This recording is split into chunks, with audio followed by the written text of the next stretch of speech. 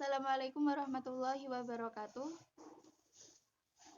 Waalaikumsalam warahmatullahi wabarakatuh. Selamat pagi anak-anak. Pagi Bu. Gimana kabar kalian hari ini? Apakah sehat? Ada Bus.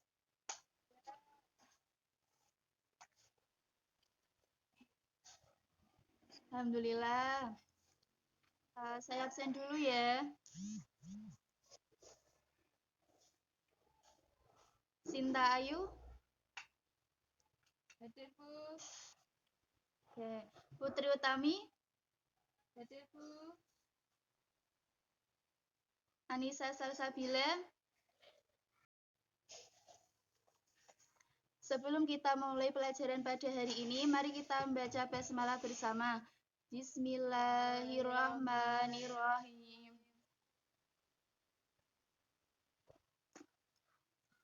Oke, pada pertemuan kali ini kita akan membahas tentang hadas dan najis. Ibu akan menayangkan sebuah video, nanti disimak dan didengarkan baik ya. Jika ada pertanyaan, bisa ditanyakan.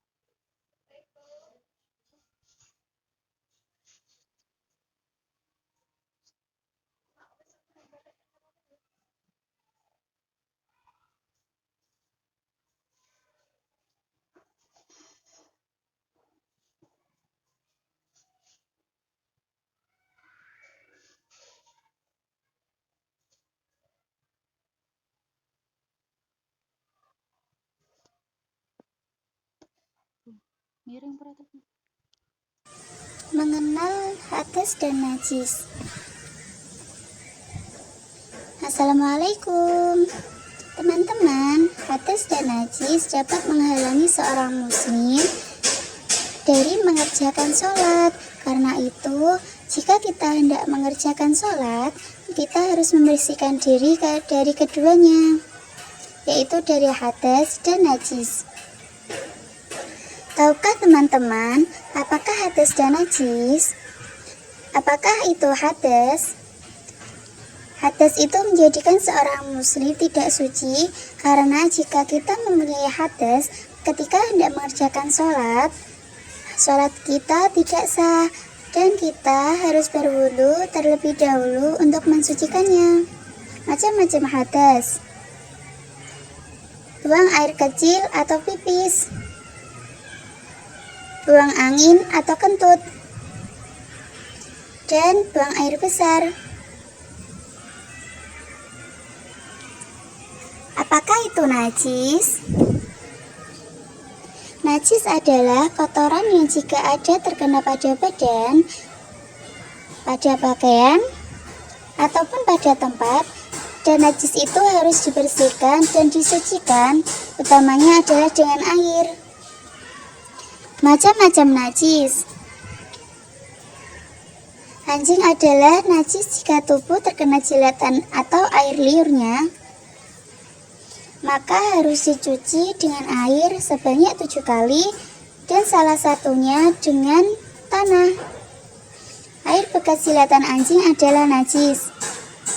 Jika sebuah wadah air terkena jilatan anjing, maka air tersebut harus dibuang seluruhnya. Bangkai binatang adalah najis. Jika tubuh terkena bangkai, maka harus dicuci dengan air sampai bersih. Kotoran manusia dan kotoran hewan yang tidak halal dimakan adalah najis. Jika kita menginjaknya, harus dicuci bersih dengan air sampai tidak berbekas lagi. Kencing bayi adalah najis.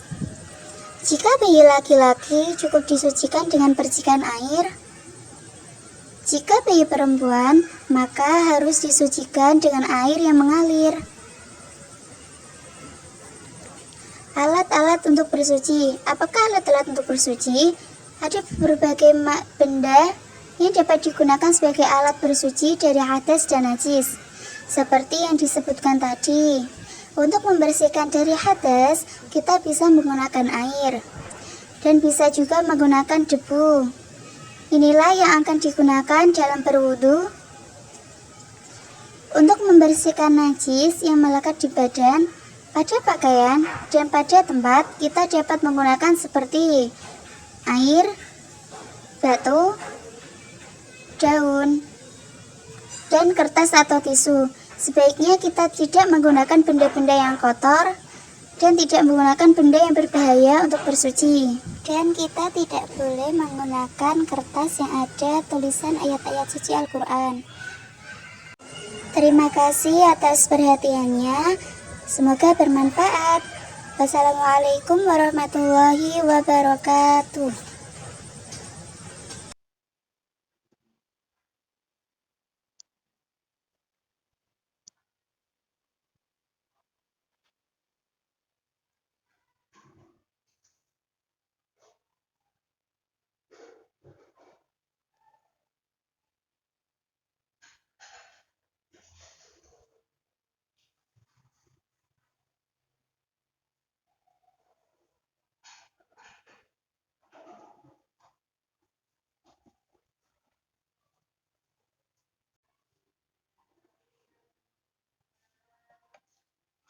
Oke, pertanyaan pertama dari Mbak Sinta. Izin bertanya, Bu, apakah hukum najis air kencing anak perempuan dan bagaimana mensucikannya? Oke, hukum najis air kencing anak perempuan itu dihukumi sebagai najis mutawasitoh. Dan cara mensucikannya dengan cara dicuci bersih, lalu dibilas, kemudian diperas, lalu dijemur. Seperti mencuci pakaian pada umumnya. Begitu Mbak Sinta. Untuk pertanyaan kedua dari Mbak Putri, hukum baca Quran dalam keadaan kentut bagaimana Bu? Apakah boleh? Hukumnya boleh, asalkan kita tidak menyentuh mushaf Al-Quran secara langsung. Kalau kita menggunakan Al-Quran terjemah, itu boleh. Tapi kalau Al-Qurannya yang benar-benar mushaf, asli mushaf, itu tidak boleh. Boleh dengan menggunakan perantara. Misal kita mengaji menggunakan mukena. Dan lewat mukena itu bisa jadi perantaranya. Gitu.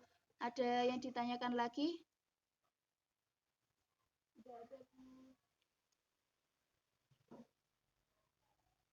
Oke, jika tidak ada, kesimpulan untuk materi kita hari ini yaitu hadas menurut bahasa yaitu suatu perkara yang baru, sedangkan hadas menurut istilah yaitu suatu keadaan seseorang yang tidak suci menurut agama. Terus macam-macam hadas. Hadas itu dibagi menjadi dua, hadas kecil dan hadas besar. Hadas kecil yaitu hadas yang cara mensucikannya dengan cara berwudu ataupun tayamum.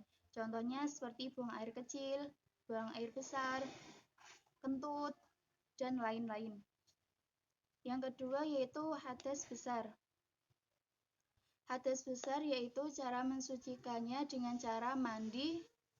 Contohnya seperti setelah kita haid bagi perempuan dan nifas, kemudian jika ada suami istri yang melakukan jima ataupun yang lainnya. Terus pengertian najis menurut bahasa yaitu kotor atau menjijikkan, tidak suci ataupun tidak bersih. Sedangkan najis menurut istilah yaitu suatu benda yang mengotori pakaian, badan, yang menghalangi kita untuk beribadah pada Allah. Macam-macam dari najis yaitu seperti bangkai, darah, anjing, babi, kotoran manusia ataupun hewan, terus air kencing juga bisa. Gitu. Kurang lebih kesimpulannya seperti itu. Terus alat-alat untuk bersuci itu meliputi ada air, debu, tisu, bisa juga menggunakan dengan daun atau batu, ataupun yang lainnya. Yang penting tidak menggunakan alat-alat yang tajam. Seperti itu. Cukup jelas anak-anak?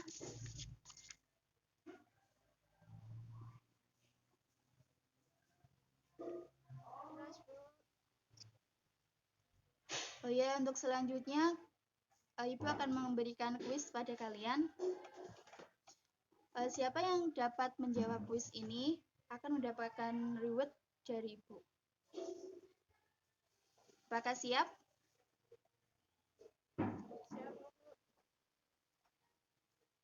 Oke, pertanyaan yang pertama yaitu keadaan seseorang yang dianggap tidak suci menurut agama itu disebut dengan apa ya? Siapa yang mau menjawab? Oh iya, Mbak Putri. Kemudian pertanyaan yang kedua yaitu salah satu alat untuk menghilangkan hadas dan najis yaitu dengan menggunakan air. Air yang suci dan mensucikan itu disebut dengan air apa ya? Mbak Sinta atau siapa ini? Oh ya, Mbak Mila atau Mbak Sinta? Mbak Mila, Bu. Air motor aku. Mbak Sinta. Ya, Bu.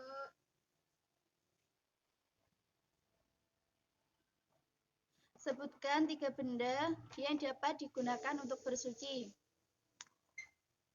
Kayu, debu.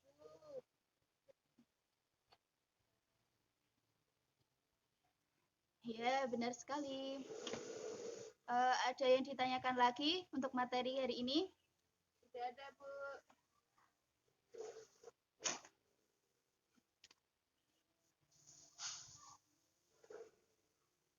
Jika tidak ada, kita tutup pertemuan kali ini ya. Semoga apa yang saya ajarkan bisa bermanfaat pada kalian. Dan jumpa lagi minggu depan.